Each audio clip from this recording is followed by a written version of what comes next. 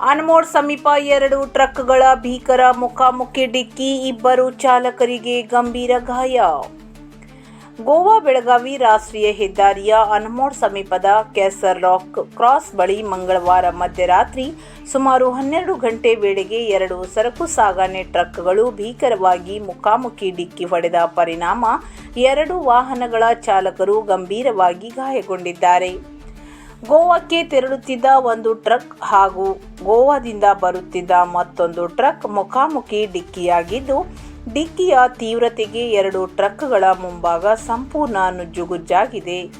ಗಾಯಗೊಂಡ ಚಾಲಕರನ್ನು ಸ್ಥಳೀಯರು ಹಾಗೂ ರಕ್ಷಣಾ ಸಿಬ್ಬಂದಿಯ ಸಹಾಯದಿಂದ ವಾಹನಗಳಿಂದ ಹೊರತೆಗೆದು ಆಂಬ್ಯುಲೆನ್ಸ್ ಮೂಲಕ ಪ್ರಾಥಮಿಕ ಚಿಕಿತ್ಸೆ ನೀಡಿ ಬಳಿಕ ಹೆಚ್ಚಿನ ಚಿಕಿತ್ಸೆಗಾಗಿ ಬೆಳಗಾವಿ ಆಸ್ಪತ್ರೆಗೆ ದಾಖಲಿಸಲಾಗಿದೆ. ಅಪಘಾತದ ಹಿನ್ನೆಲೆಯಲ್ಲಿ ರಾಷ್ಟ್ರೀಯ ಹೆದ್ದಾರಿಯಲ್ಲಿ ಕೆಲಕಾಲ ವಾಹನ ಸಂಚಾರ ಅಸ್ತವ್ಯಸ್ತಗೊಂಡಿತ್ತು.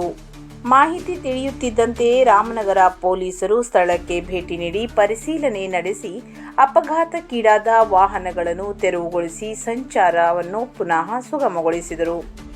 ಅಪಘಾತಕ್ಕೆ ನಿಖರ ಕಾರಣ ಇನ್ನೂ ತಿಳಿದು ಬಂದಿಲ್ಲ.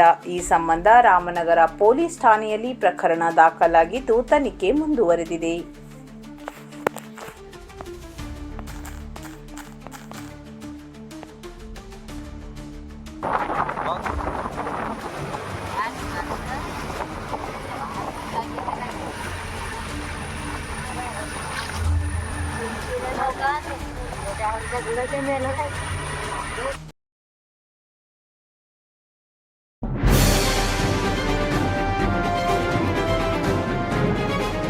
ಇದು ಖಾಲಿ ಡಿಜಿಟಲ್ ವಾಹಿನಿ, ಸತ್ಯ ಮತ್ತು ಸ್ಪಷ್ಟ ಸುದ್ದಿ.